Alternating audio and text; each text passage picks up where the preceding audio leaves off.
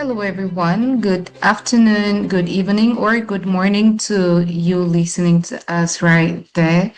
You're logged onto an hour with Nangla, which is an initiative that seeks to put the spotlight on activists, champions, heroes, and heroines striving towards eliminating or at least mitigating the prevalence of gender based violence in Africa as a whole.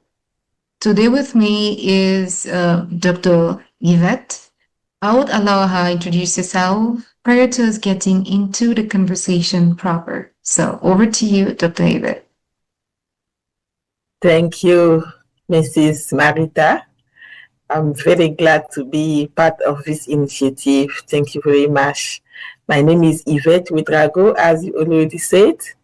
I am a gender specialist and sexual and reproductive health expert because at the base I am a midwife and I learned to love gender, and since almost 10 or over 10 years, I start working as a gender-based violence specialist.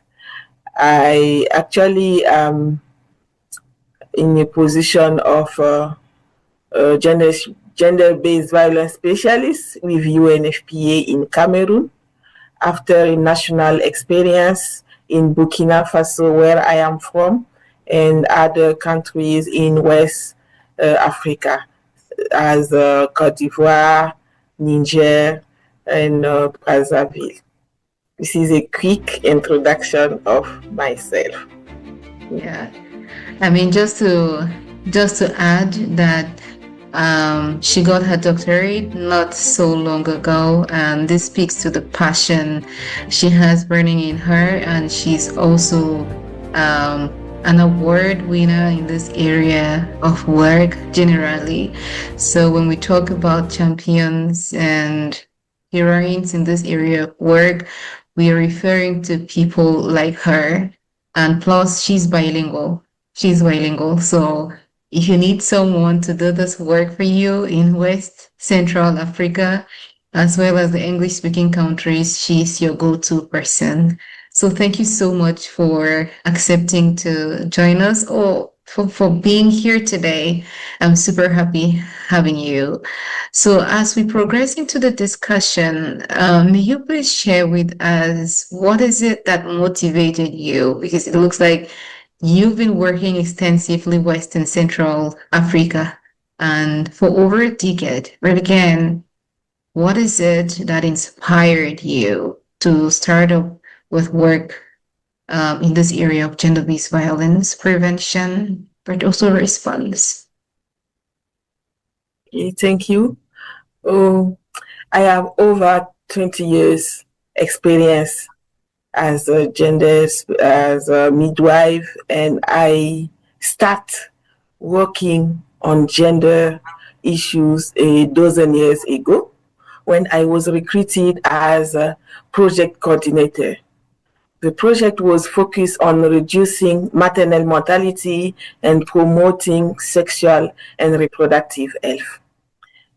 And the donor was Medicus Mundi. Medicus Mundi is really gender responsive, and they asked me to make the project gender responsive.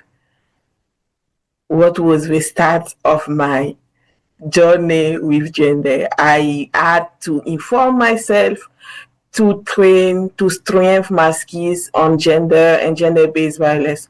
And I understood that SRH is an area where we have a lot of gender-based violence.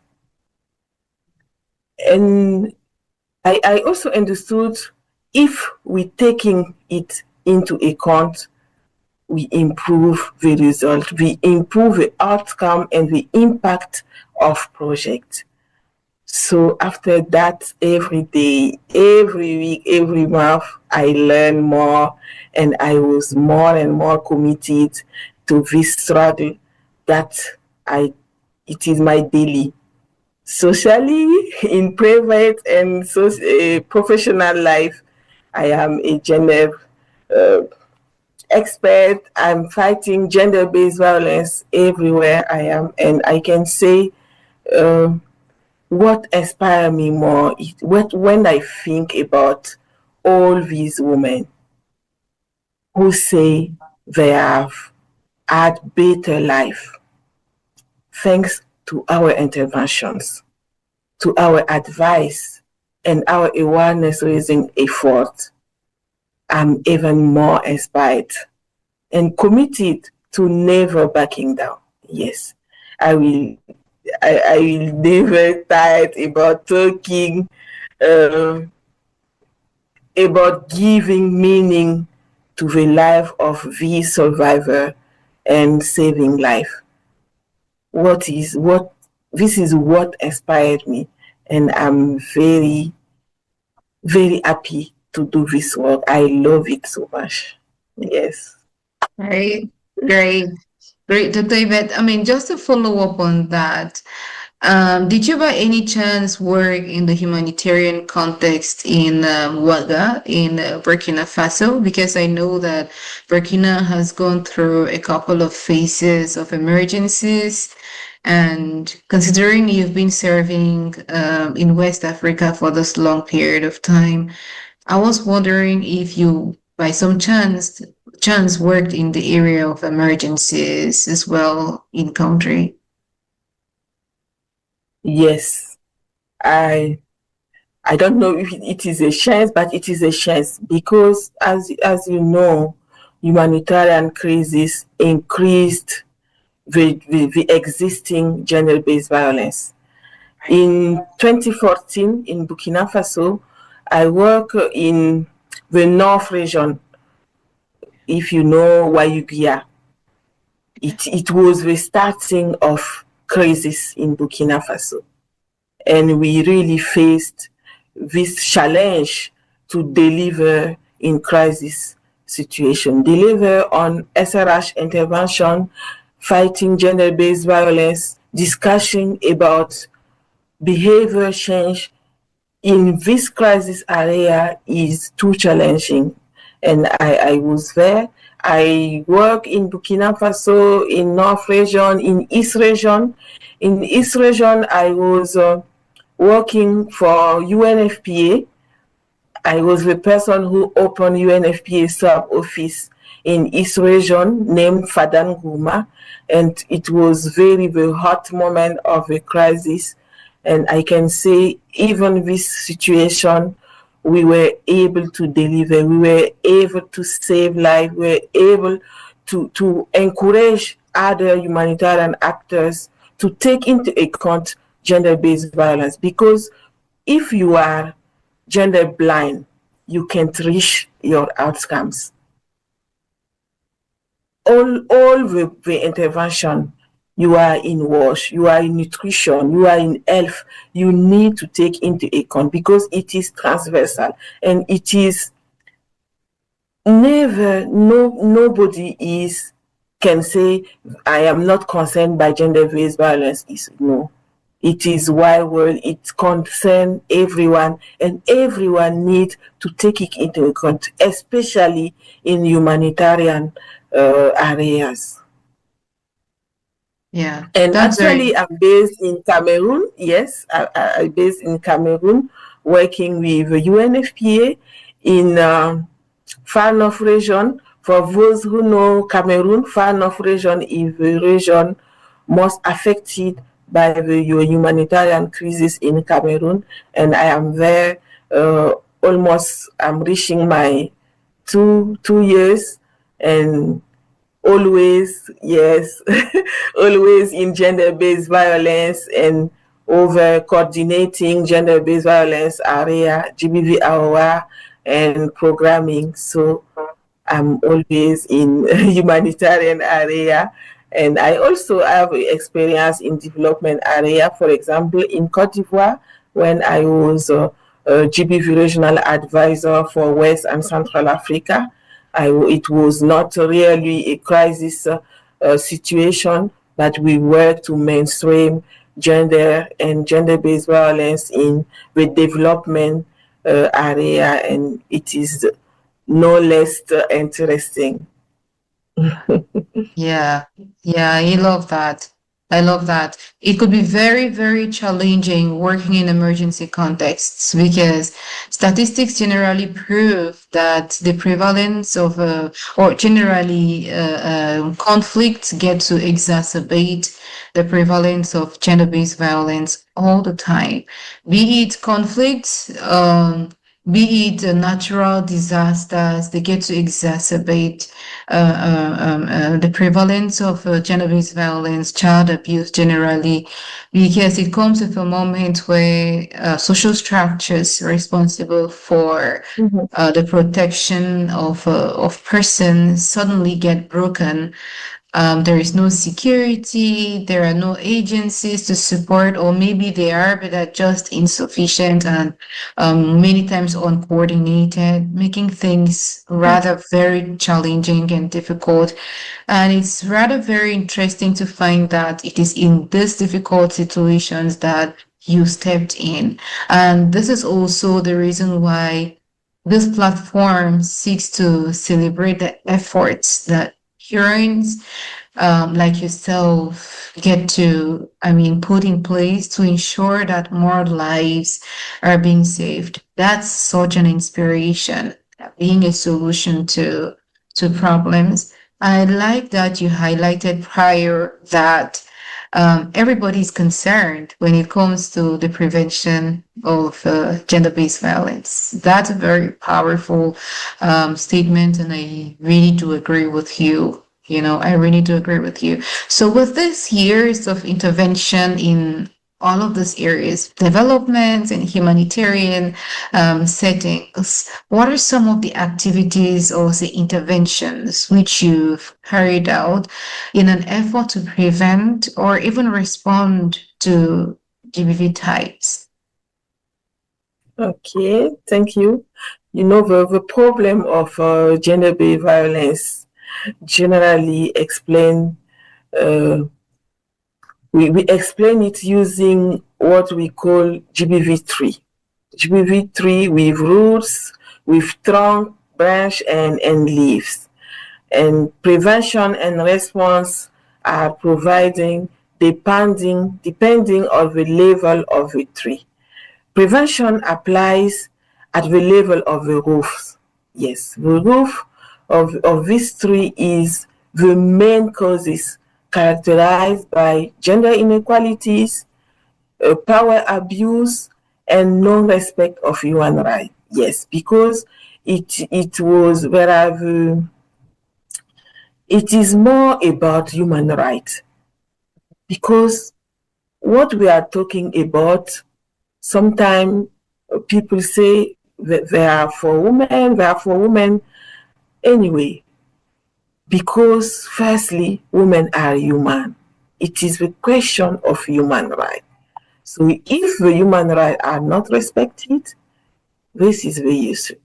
So the prevention consists to organize some awareness raising sessions with the view to behavior change. Behavior change because, as I just said, we have gender inequalities that are the root of gender-based violence and other harmful practices. All the population groups, men, women, girls, boys, are targeted. And we use the specific message to discuss with them, focus on the impact of GBV on survivors, on their family, and the whole society. The message are also talk about human rights. Yes, I already talk about human rights. We also talk about positive masculinity. Yes, this is another strategy that proves its effectiveness reducing gender-based violence. And I did my thesis on positive masculinity, and I'm really sensitive to this, and I think I will get time and resources to go through what I want to do with the result of this thesis, because I found a lot of interesting outcomes and I need to amplify, to scale. I have a project that need to be founded to Yeah. implement positive masculinity. Yes, it is very interesting. And I just want to say also, the role of women, the role of men is also one of the topic in this awareness raising session. At the turn of the GBV3, we have the contributing factors, and at this level, it is more the action, mitigation action.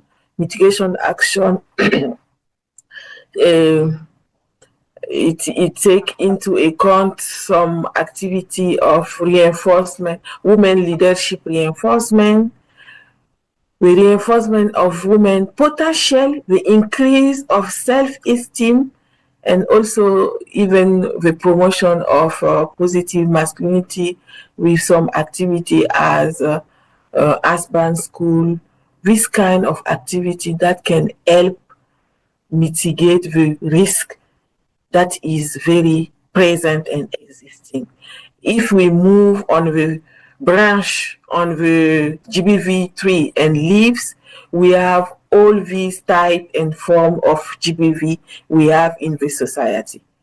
Sexual violence, physical, psychological, cultural, economic, and what we do now, it is to respond, to implement a survivor central responsive activities to address the what is interesting in the response is the coordination, because gender-based violence response is multisectoral. We need to have a coordination mechanism, effective coordination mechanism to reach the holistic assistance to GBV survivor. So it can be reached in, for example, women and girls safe spaces. I work a lot with local organization, even UNFPA. We are implementing some women and girls safe spaces. These spaces are very, very helpful for women and girls. They found this place where they can express, where they can discuss about their problem, not fear of coercion or other comportments. So the women and girls safe space are very important in the response of gender-based violence. If we have the resource to make it one-stop centers, it will be better, because in the one-stop center, we have all the services available for a survivor. They don't need to go to look for, and maybe we can lose and we didn't reach the holistic assistance. This is a kind of responsive and activity to respond to gender-based violence in the area where I work. And also we have the group support. The group support for GBV survivor. We have also the empowerment activities, the income generating activities. All this is included in the response to gender-based violence and other psychological initiative that helps survivor to recover their rights and to have a better life. Right. Right. That's perfect. I mean, I really like the way you took us from the perfect, took us through the perfect analysis of the structure of this work. And it's really good, at least for someone who's listening to GBV programming, especially for the first time. This should have been like a master class this person has received. I said now, and I'm so grateful that you've been able to generously share this level of information. Now, as an individual, you've been doing a lot of this work. Let us just do a quick recap of what you've been able to do as an individual. I know that you've talked about you being involved in awareness raising. I think you might have been involved in trainings as well. You might have been involved in coordination mechanisms. You might have done a lot of work generally. And I like that you've talked about the area of work that has to do, first off, with the two different sectors, strategies tackling prevention and a couple of strategies tackling response. So I just wanted us again to have maybe another deep dive to see this is what the structure of work literally looks like, right? As an individual, what is it that you've done so far? I know you've talked about awareness raising. I know you should have been involved in policy formulation. I know you should have been involved as the lead for coordination of response in a different context. So I just want us to discuss that. What are these activities that as an individual you've championed, you've led so far? Okay, thank you. I have I really have many reason to be proud of again. I have made since I became actively involved in promoting women's rights and fighting gender-based violence. Let's take the example of coordination and policy development. In 2016, I was co-author, yes, of the International Handbook of Teacher of Midwife Schools on Gender and SRH. This manual provides guidelines and technical guidance for the integration of gender and gender-based violence into the midwife training curriculum. It was designed in Burkina Faso, but used over Burkina Faso. I know in Mali, it was used. In Morocco, this handbook is used. Maybe I can share the link. Yeah. People can look and find what we work. At the national level in Burkina Faso also, as part of GBV project that I led in Burkina Faso, I coordinate the development of the first protocols for care of GBV survivor in health services, psychosocial services, and judicial policy services. This was in 2018. And this achievement is the result of a participative and intense work lasted during 5 months in the project implementing. And the result was validated at national level. And as I said, it was the three first protocol that give guidance to professionals on how to take care of GBV survivor. You know, it is important to standardize. It is important to have SOPs. Right. Without these SOPs, the professional use as they know, as they want. This is not central approach, and this is not helpful. So we Right. design, and it is a great issue. It makes me a reference person if you say gender or gender-based violence. Yeah. For sure, you will find my name, and it is very important. I want to share. Maybe it will be the greatest success is my person. Yes, my person simply. The person I became, you know, the fighting of women's rights, raise awareness raising, it inspires both my social and my professional life. Mhm. Being this engaged uh, person working, and it allow often go beyond my attributions and put a smile back on the faces of women who had lost all hope. Mhm. It saved lives, Right. and that's my best reward. Right. In my family, around me, my sister-in-law, my friends, my colleague, Yeah. I don't lose any opportunity to discuss about the value of a person. Right. Some person never got this opportunity to hear about her value. And I take all of the opportunity I have to convince them you deserve more. You need Mhm. to survive. You need to say no, stop. Mhm.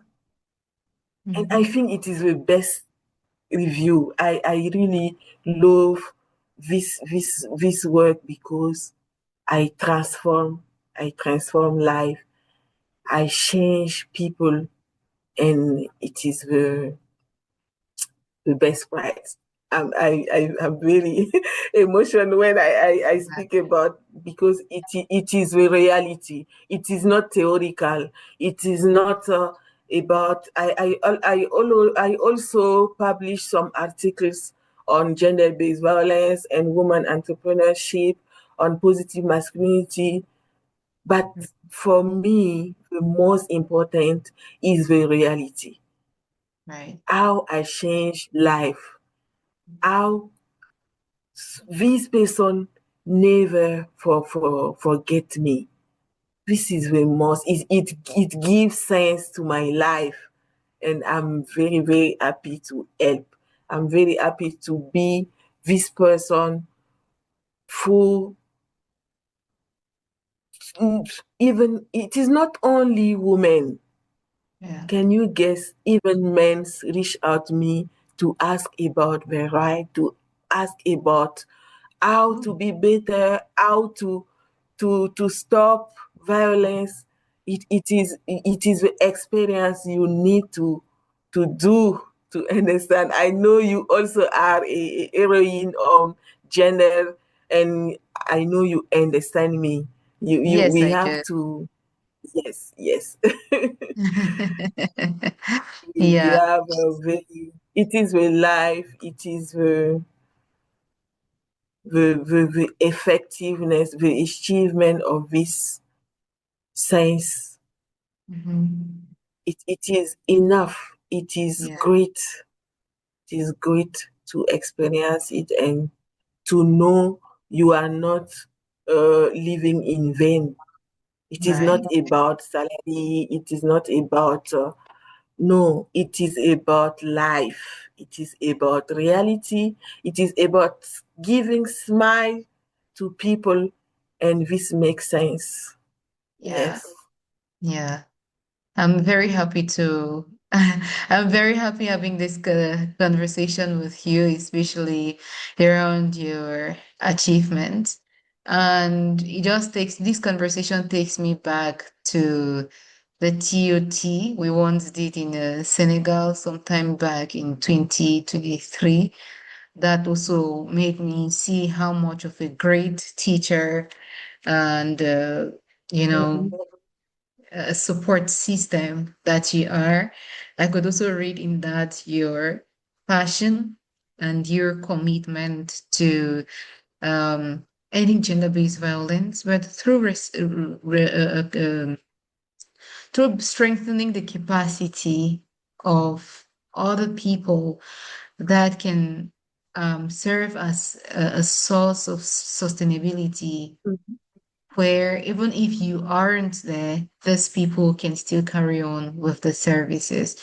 So I think that's another very great thing. And you saying that you currently serve in the capacity of the GBVAOR coordinator in the northern part of Cameroon is really great. It's really great because in the heart of emergencies, there is just a lot of work to be done. There is need to bring together the work of different partners, coordinating the different partners, knowing what who's doing where, but also identifying the capacity gaps in those service providers and filling up those gaps or seeking or routinely providing them the needed support. I feel this is a lot of work you're doing, and many times this comes with a lot of pressure. This comes with a lot of pressure. And I think, like you said, following up the women's and girls safe spaces and coordinating the development of referral pathways as a GBV coordinator is not an easy job. It's not an easy job. I must applaud you for this amazing job you've been doing for the last 20 years, transitioning from sexual and reproductive health rights into gender-based violence prevention in emergency and development context. That's a lot of work. Now, I wanted to find out, as you've Please, continued, yes. allow me to cut you. You know, I didn't speak about all these trainings I carried out because actually I don't know how many person I train on gender-based violence, gender said, medical assistance to gender-based violence survivor. It become my daily activities. Yes, train as a SRH expert. I have this double profile to be a midwife, and I spend a lot of time trainings midwife and medical doctors, training gender-based violence case manager. I am member of a global pool of GBV case management trainers. I am a member of PSA network trainers. Um, I don't know. I have this capacity to train, and I got this opportunity to co-animate with training of trainers of search module cat of WHO, and actually in Cameroon we are implementing the roster of gender expert and midwife, and I'm part of the trainers. So it is to mean this is another satisfaction to give, to provide, to transfer knowledge, Right. because we need more practitioners, we need more activists, we need more professional engaged in this area, because it is worldwide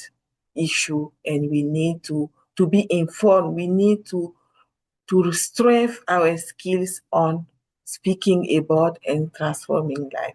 So the training is also one of my my favorite area. Yeah.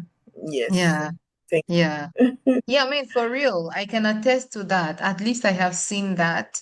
And I can vouch that yeah, you've achieved quite a lot in this area. So prior to that, I wanted to find out what are some prevalent GBV types which you've observed over this period of work? I mean, even currently, have there been any changing trends? Yes. Oh, the types, the statistic, the classification of gender-based violence in the region, West and Central Africa region, uh, which I am working and I know more. The most prevalent form are often to domestic violence, we professionally will say intimate partner violence. It is the most, yes, and some harmful traditional practice such as um child marriage, Yeah. female genital mutilation, and it is important to note the data of the prevalence on GBV considerably depending on the country. It's Yes. depending on the country, but in the West Africa, we have almost the same reality. If I Yeah. take the example of intimate partner violence in West Africa, the global rate is 30%. Okay. And the source of this information is WHO 2021, a multi-country study. In Senegal, we have 45% of physical violence, 20% of sexual violence, and on their medical statistic of 2018, we have 42% of psychological violence. Mhm. In Nigeria, it's recording the increase of 50% of gender-based violence, because of the crisis there. About the female genital mutilation in West Africa, unfortunately, it remains very high. Very high in my country, for example, in Burkina Faso, in Guinea, in Mali, we already have a high rate of female mutilation. This is a very ugly form of gender-based violence. You know, child marriage also in our region, in West Central Africa, we have almost in Niger, where we have the highest right, it is 76% of girls who get married under 18. In Chad, it is 60%.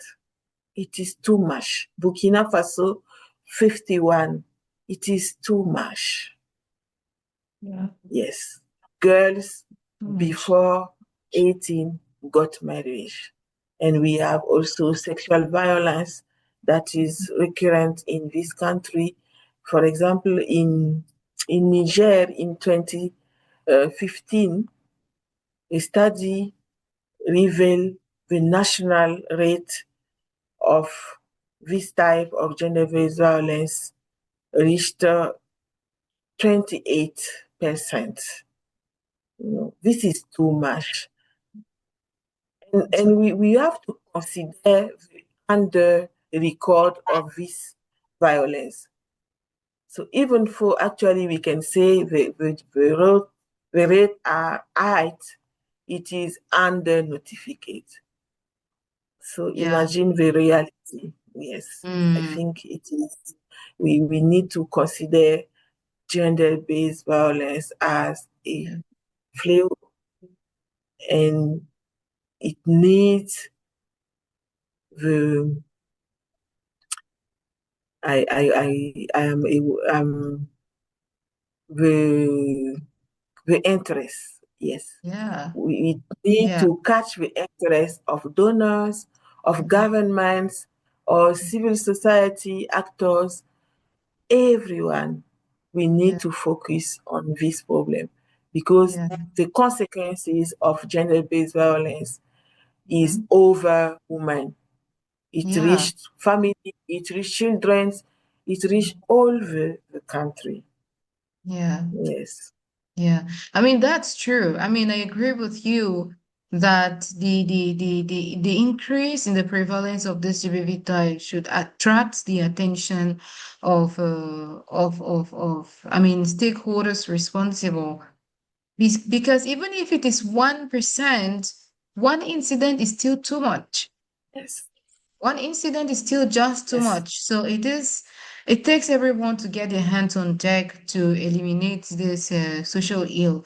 And I like the fact that you've highlighted that because at the moment when um, I mean, the organizations generally inclusive of UN agencies and even grassroots organizations that are working so hard towards eliminating gender-based violence at community and grassroots levels are currently running out of funding. um, Funds are very, very constrained currently. And many times, when fundings are constrained, we risk leaving behind gender-based violence.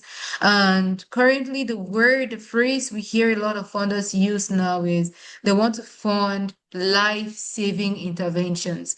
And people are tempted to feel that gender-based violence is not a life-saving intervention. It is. It is. Yes. Because, for example, mental health is something which in Africa generally we tend to minimize. But this is something that lives with you for a very long time and can influence the increase in the level of suicide, especially among younger persons. Especially among younger Mhm. persons. The consequences of gender-based intimate partner violence, like you said. In Cameroon, you just mentioned, the prevalence is at a steady increase. Every other day, a woman in Cameroon is being killed, is being murdered by a partner. In Kenya, it's the same. And I like that you Mhm. highlighted that the statistics you just shared, which are very important, are just for reported incidents. What more of the number of incidents that are not disclosed yet? So again, this is again to say that funders need to consider this area of work because without funding, um, prevention and response to gender-based violence can't even pull through. Especially in emergency context, it's even worse in those places where people can't get a meal a day and could be pushed to survival sex, especially Mhm. teenage girls, leading to the increase in the number of girls who would drop out of school, not just as a result of the conflict, but as a result of becoming a parent within their childhood. So it is worth prioritizing this area of work, pulling a lot of funding to this area. And I remember having a conversation with a community-based organization back somewhere in 2022, and I was sharing with them that GBV response is not cheap. Generally, there is a phrase we often say that prevention is better than cure. And the question we follow up with that is, so what about the cases that happened or what about the cases that happen regardless of our prevention interventions? So we were discussing and I was telling her that it's not easy. Programming for GBV response is not cheap because we need a lot of money, first of all, to either build or rent accommodation for a temporal shelter, for example. We need to furnish those with safe spaces or temporal shelters. We need to ensure security in those places. We have activities going on in those temporal shelters, like economic empowerment activities, and we need still resources. And we cannot reinsert survivors back into the community without capacitating them. They need a lot of resources, even if it means engaging in advocacy and policy dialogue or sitting in validation meetings, just like you did to validate concrete findings from research. It still requires finances. Mhm. Your area of work on positive masculinity, which currently is something which we should focus, a lot of us should focus on leveraging uh, men as an asset to combating gender-based violence and even recognizing their efforts as well. So your work generally, which you did, this work needs to be disseminated. It needs to be published. It needs to be shared among different service providers, and that alone requires financial resources. So again, if there is anybody out there that would be willing to support Dr. Yvette in putting out this work, I think she's open, she's readily available to collaborate or partner with you They say knowledge is power, and she has that knowledge already. So you may want to work with her to see that this area of work on positive masculinity woven within GBV prevention and response be published and disseminated to different service providers. This is a big milestone, Dr. Yvette, getting to do research. Data is very important in this work that we do on a daily basis. And there you have it with you. So this is super amazing. So Thank what is you. your Thank you for your warm advocacy. Thank you very much. okay, okay. No worries at all. I mean, it needs to be done. It needs to be done because why will we have Yes. statistics? Why will we have information and not use it? Mm, Why don't we make use of that? So we need to make use of that. We need to benefit from the availability of already existing knowledge, and you've contributed to epistemology. This needs to mm. be made use of. We don't need to shelve that knowledge. And this is current knowledge. This is current research. So yeah, let's benefit from that. So following still up with that, what will you say, who will you say are your targeted population? I know you've talked about men through the positive masculinity approach, but again, maybe can you just go ahead to highlight some of the groups that you get to work with? Okay. As a feminist activist, you can imagine my Yeah. primary targets are women and girls. Yes, because they are the person who most affected by gender-based violence and harmful practices. So first, women and Yeah. girls. But Yeah. also as an humanitarian, we we serve to save life of people in distress and affected by the humanitarian crisis. Right. So the crisis. Sometimes they we have a displacement, the internal displacement. We have also the refugees. All these persons are targeted of my work, of my organization work. We, Yeah. no one is leaving behind. I know we have some specific groups that need more attention as women, girls, Mhm. internal displaced people, people living with disability.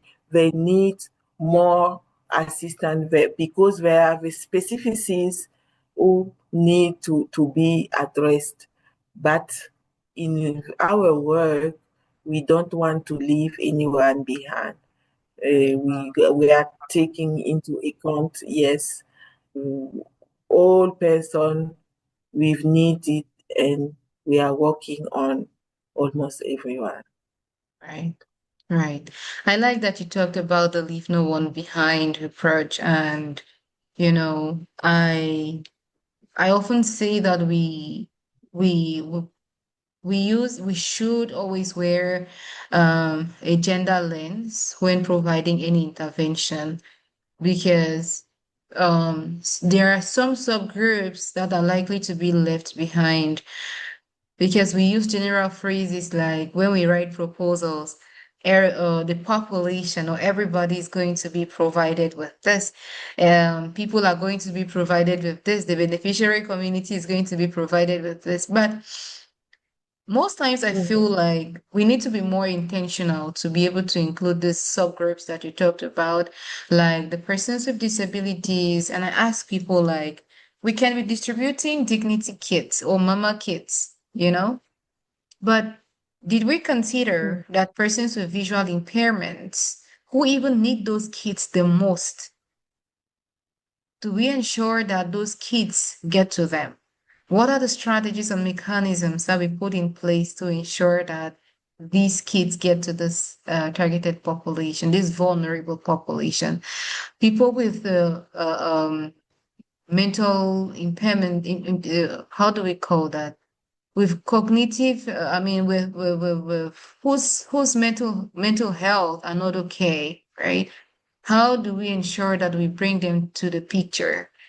The street kids, how do we bring them into the picture of the work that we do?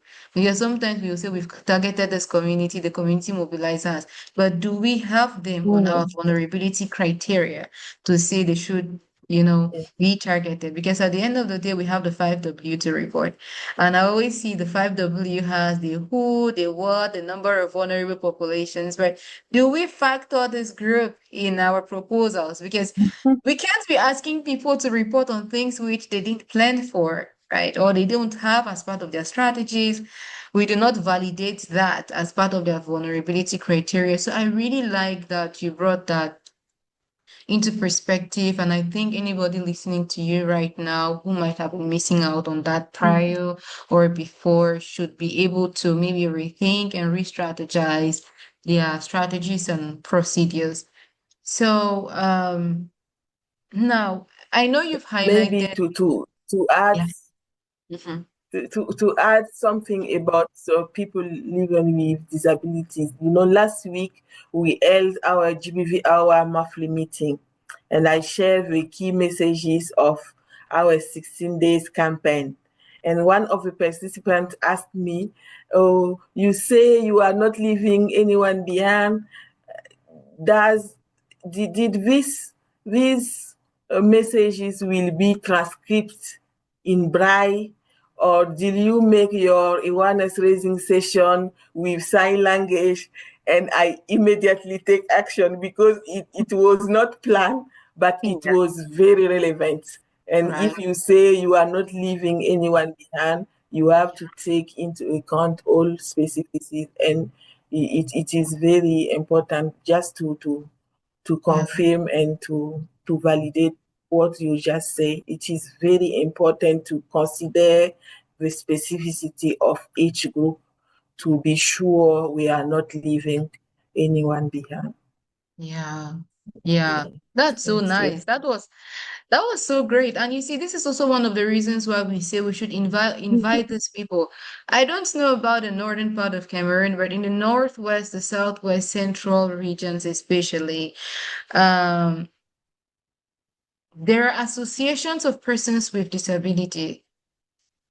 There are a lot of them. There are a lot of those associations, and many times this might be some of the groups that we get to invite to the AOR meetings so that they represent the voices of these people, so Yes. that they can contribute to the development of strategies and vulnerability criteria that allows us to reach out to these populations. At distribution sites, they can always be there. Those who are able can always be there to facilitate provision of services to persons with disabilities. So I am very, very grateful. I'm very happy that you're able to cover this area of work. I mean, in the same light, there is the theme for this year's 16 Days of Activism that has a lot to do with technology facilitated gender-based violence. Generally, what are your thoughts around this? Do you think this is something that happens um, within the context of your work, and how does it manifest? How is it, how does it happen? Mm. Hmm. Okay. Oh, my sister, this is a reality. This Yeah. is a reality, and unfortunately, it is gaining momentum.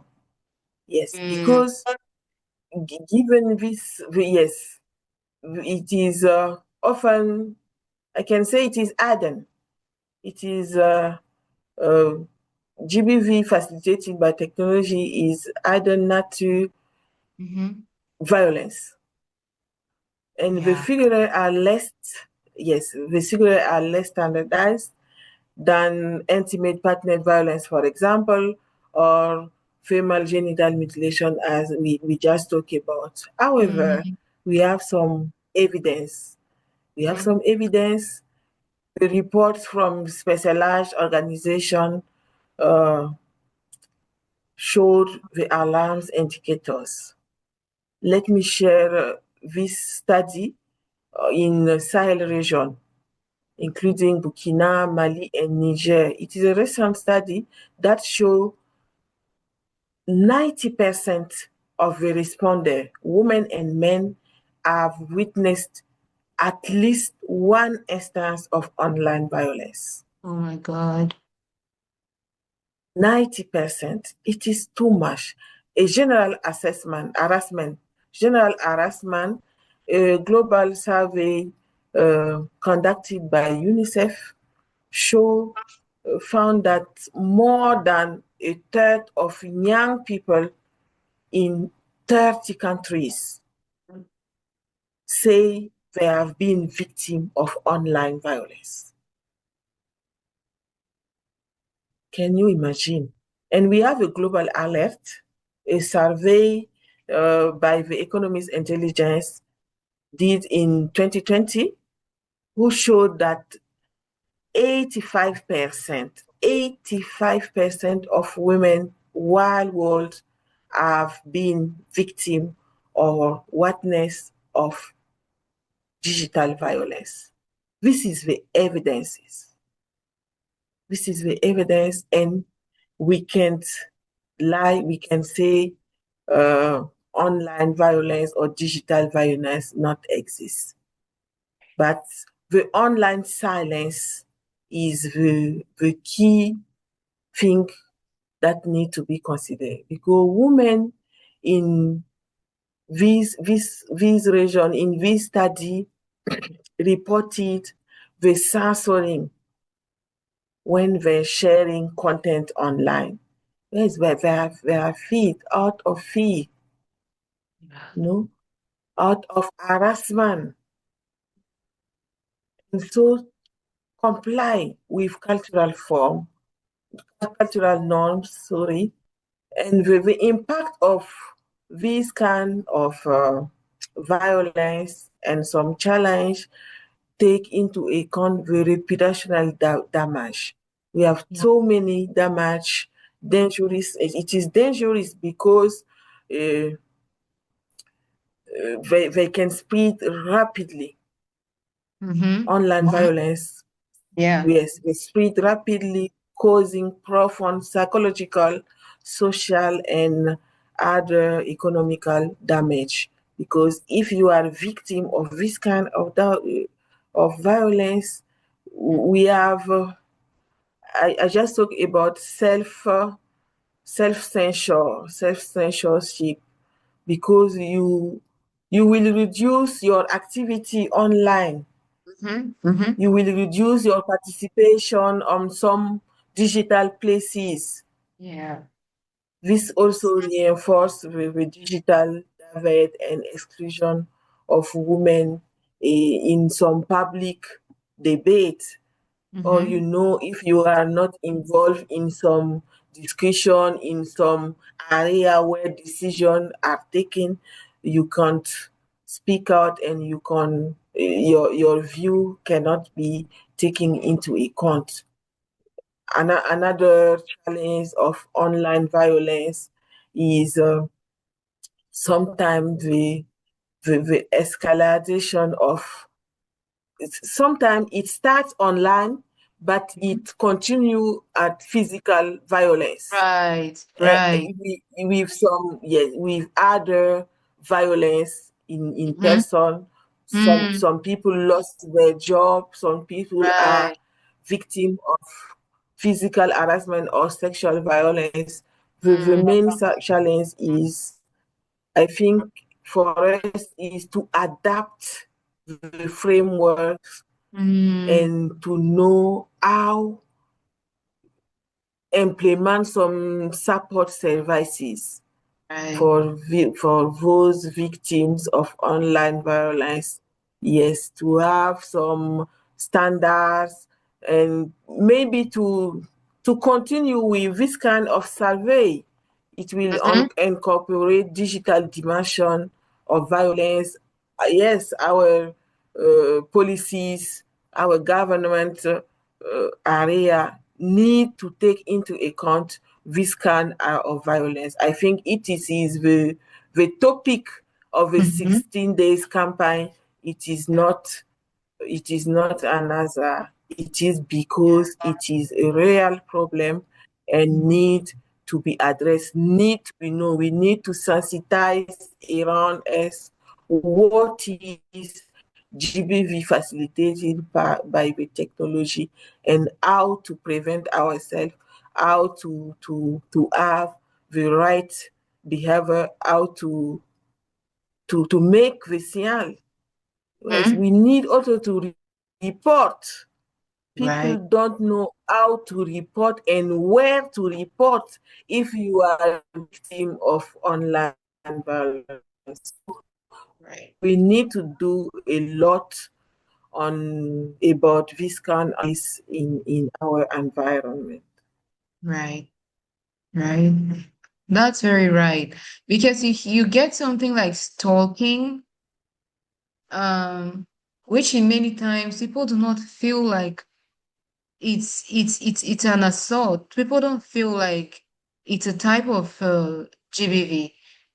People, I mean, by stalking, we mean that there is somebody who's consistently following you up, consistently following you and writing you, and sometimes even telling you where you are. Sometimes they even clone your phone.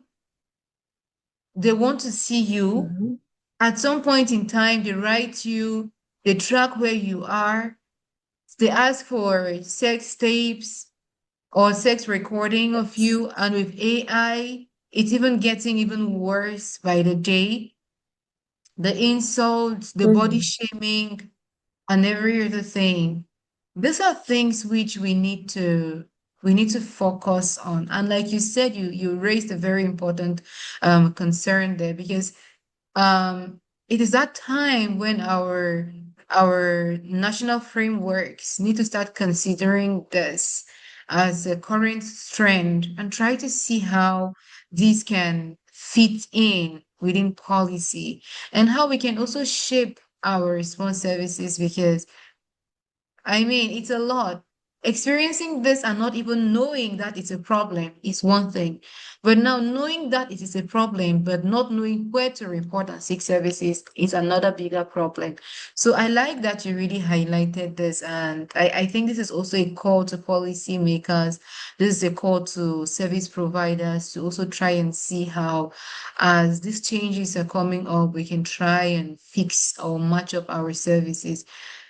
I think a couple of weeks ago, I came across I've attended two webinars organized in partnership with UNFPA on technology facilitated gender-based violence. And I think the general complaint for a lot of people has been lack of awareness in this regarding this gender-based violence type, but also the lack of context-specific statistics to justify the existence and prevalence of this GBV type. So just like you said, reporting these incidents are important, documenting them are also important, but also putting up those legal frameworks that get to tackle this sort of abuse is also very important.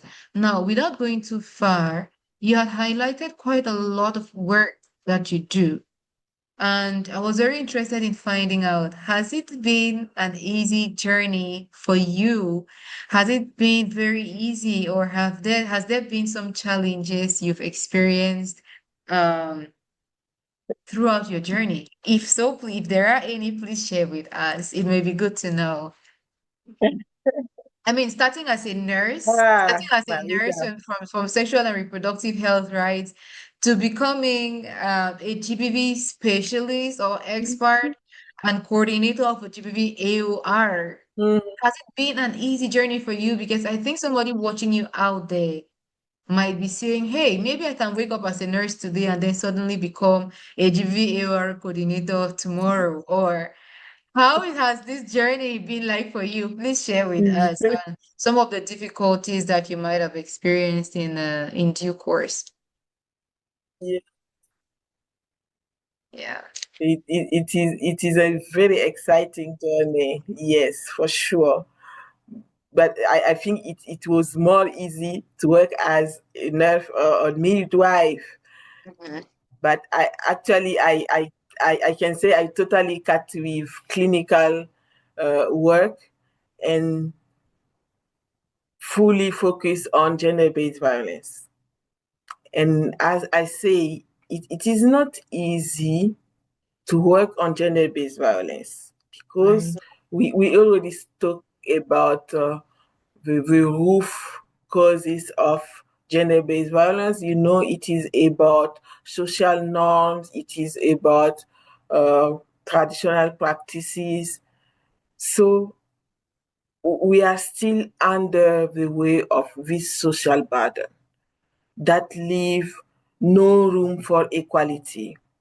Mm-hmm. Biological difference are transformed into abuse of power, are transformed into domination on some act and violence.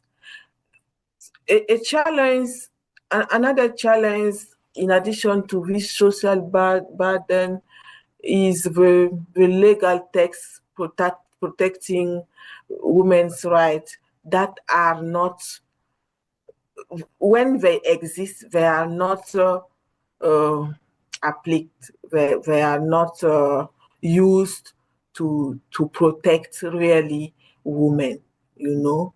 Elsewhere, we don't have some texts. Government are not always open, and this context open the doors to impunity and perpetuation of violence against women. Mm-hmm. As activists, as feminists, you know, it is not easy. Sometimes people consider us as the person who induced others to a revolt. I often hear, you are transforming our women to the warriors, Yes. and we are challenging now in our. I said no. It is not the war. It is just the question to give place to consider other than human. Mm. What is the, this is the reality, but it is not easy in our context. Even in the work area, eh, we have some colleagues not always agree with what we are saying, and because we are in patriarchal system, in the patriarchal system, all the power is given to men. Even the boys are convinced they are over, they are the best, they are always the right to say what they want. And in this context, it is not easy. But this can stop me. Never. Yes. Because the fight of women rights, it is a long way fight. I know we will not get it tomorrow or next year, even not in 10 years, but I'm sure we will get it. And Yeah. I have to give my contribution in this. If they say it is a war, yes, it is a war, and we will get it. We will win Yes. this Yeah. war of equality, of respect of women's rights, and just say it is exciting. I'm not fear of what will happen. No, it is helpful, and nothing, no, nobody can stop me in this way. I love this. I love Despite the this. challenge we are in, we Yeah. will get it together. We will get it. I'm sure. Lovely. I mean, I agree with you. You've gotten quite a lot of you shared some of your success stories already, and that alone inspires me. You know, I mean, getting your PhD in this area of work, getting to have survivors who, and even men who call to disclose incidents, more men who call to get guidance on how to prevent gender-based violence.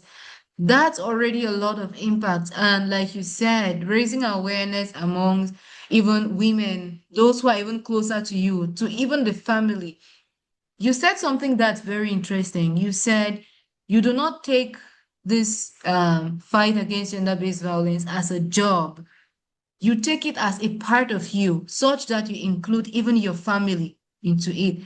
And that touched me so much. That meant a lot to me because there is the ecological model to GBV prevention.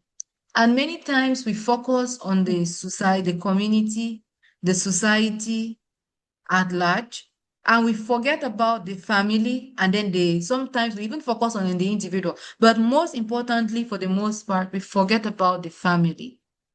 And like you said, you do not just put out this information, you bring it right into your own circle, inclusive of your family.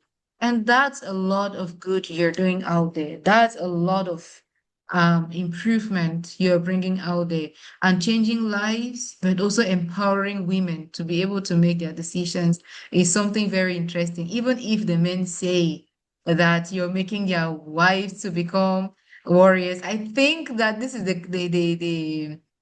this is the backlash every activist out there gets to face, to say you're converting our wives to start being stubborn, they're becoming very heady, they're becoming Mhm. confrontational.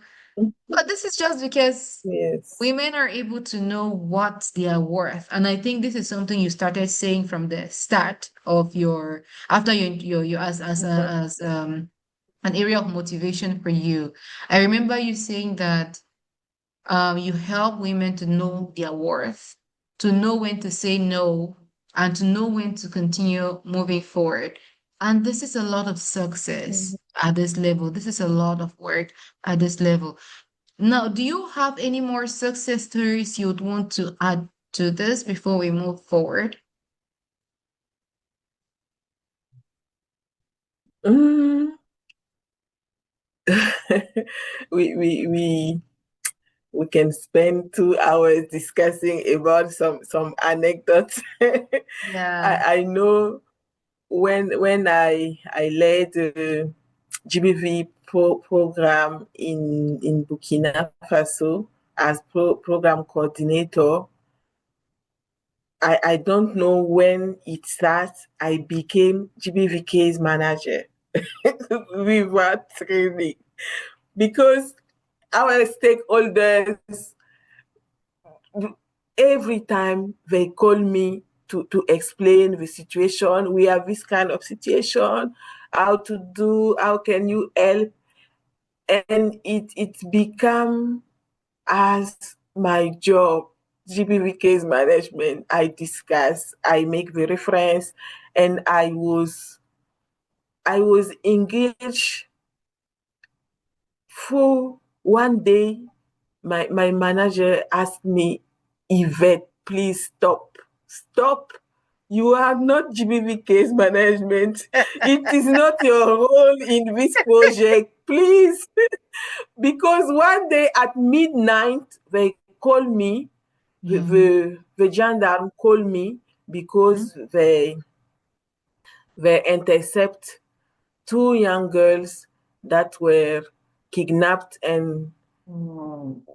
are forced to make, yes, the prostitution. And the gendarme asked me how to do with this because there was from another country. And Mhm. I said, no, you are the gendarme, you know the policy, you know the legislation more than me. They said, no, we need you.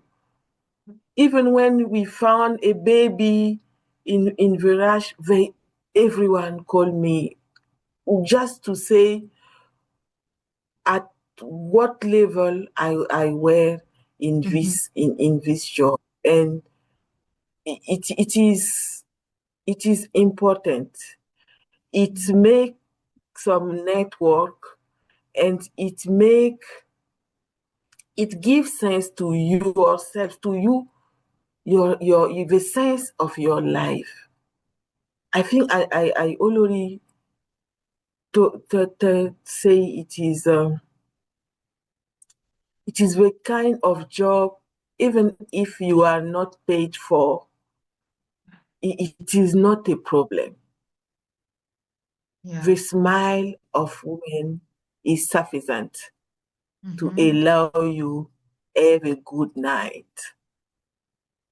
And it is, yes, it is important. It is important, and we need to stay focused on Mhm. the worth of life, to Right. consider everyone, and to never be tired speak about this question. It is not about activists, it is not feminist issue, it Yeah. is the problem of we all.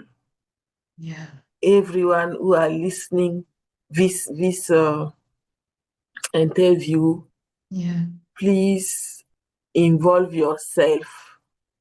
It is your fault. It is our fault. You have to make it together if you want to get it. Yeah. Thank you. Thank you so much. That was a powerful way of wrapping it up. That was a powerful um call to action to the public. Now, maybe final words.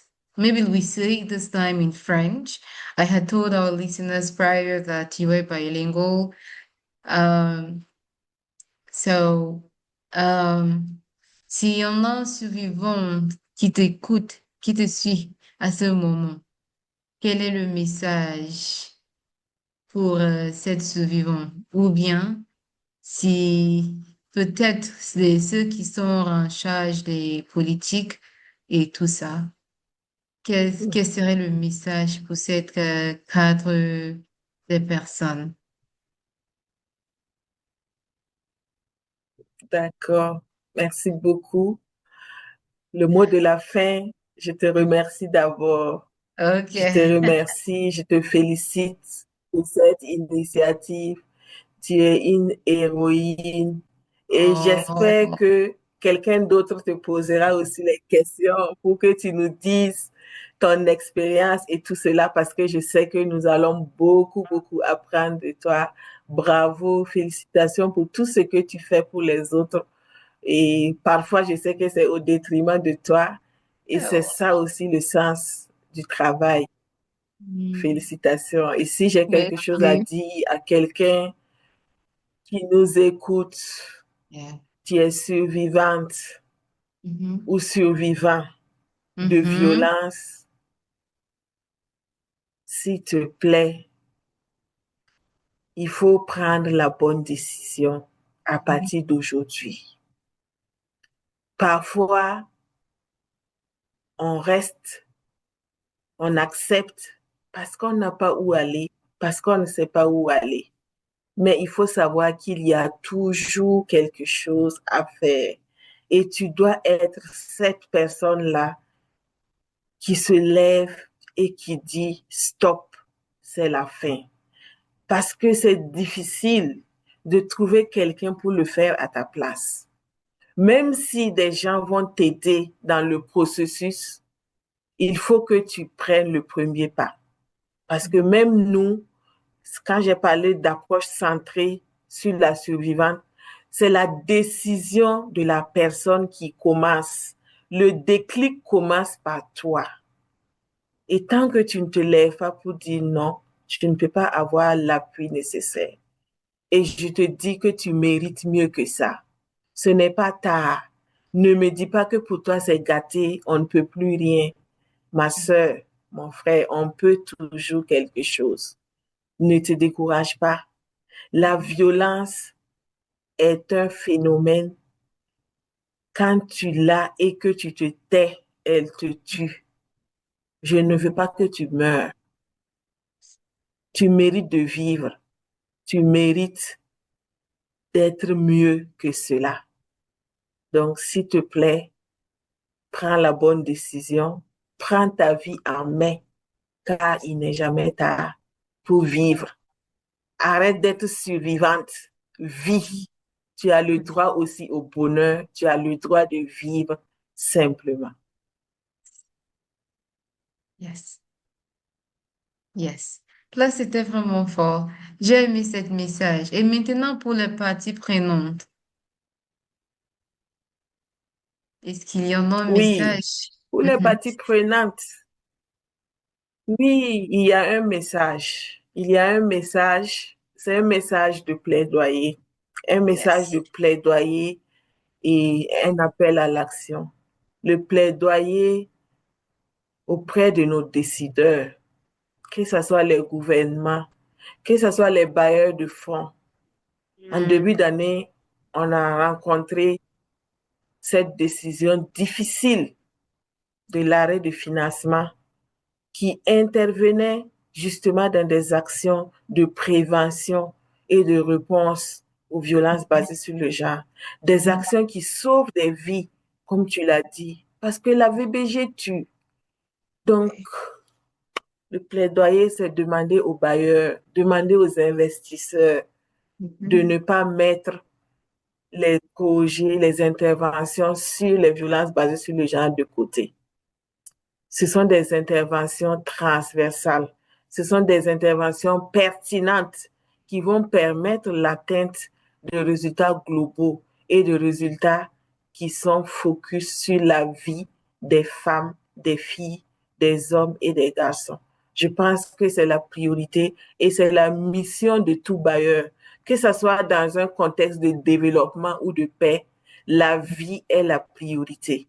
Et les violences basées sur le genre font que la vie est difficile, arrachent la vie aux survivantes. Donc, Mhm. investissez, investissez, investissez sur les initiatives de prévention et de protection et de réponse aux violences basées sur le genre. Chers gouvernements, prenez les questions de VBG comme une priorité. C'est bon, la Mhm. sécurité. C'est bon, Mhm. la santé. C'est bon, l'eau et l'assainissement, mais rien de toutes ces initiatives n'atteindront les résultats escomptés si on est aveugle aux gens, si on ne prend pas en compte les réalités inégales de nos populations. Donc, la prise en compte du genre n'est plus à négocier. C'est une nécessité qui s'impose à nous, qui s'impose à vous en tant que décideurs de ces pays-là. Que le pays soit en paix ou en situation de conflit, on doit tenir compte de ces violences basées sur le genre. Et nos partenaires, que ce soit internationaux ou nationaux, tenons-nous la main, continuons, ne baissons pas les bras malgré les difficultés, ne fuyons pas vers d'autres sujets parce que la VBG n'a plus l'argent. Nous devons tenir bon, nous devons nous battre ensemble pour ramener les financements vers les actions de lutte contre les violences basées sur le genre. Et je suis sûre, comme je dis, nous y arriverons. C'est difficile, on perdra des plumes, on perdra des kilos, nous perdrons même des cheveux, mais nous y arriverons, ça c'est sûr. Wow! Merci vraiment beaucoup pour cette message, pour cette plaidoyer, je voulais dire. Merci vraiment beaucoup. Again, this is to say thank you so much for this powerful message. Thank you again for taking present on this program. I think we are super excited to know the work that you do and to also know that regardless of the challenges, you still continue to thrive. You've not only served your country, but again, you've gone ahead to serve other countries, to turn stories of sorrow into, um, stories of strength, from sorrow to strength, to give people's life a meaning, to help people rewrite their stories, and to ensure that survivors have access to a second chance. But also, you've collaborated with different stakeholders to see that gender-based violence is made a priority and that services are brought even closer and closest to survivors or to communities. And more importantly, ensuring that no one is left behind. Once again, thank you so much for coming on today. And now that we've come to the close of today's interview session with Dr. Yvette, I just want to again say thank you very much for following through with us. Marita Nankeng is my name. And thank you so much for hanging up until the end of our engaging and this and an interesting discussion session. This was an hour with Nangla, and we look forward to seeing you in our subsequent editions. Thank you very much and bye. Bye.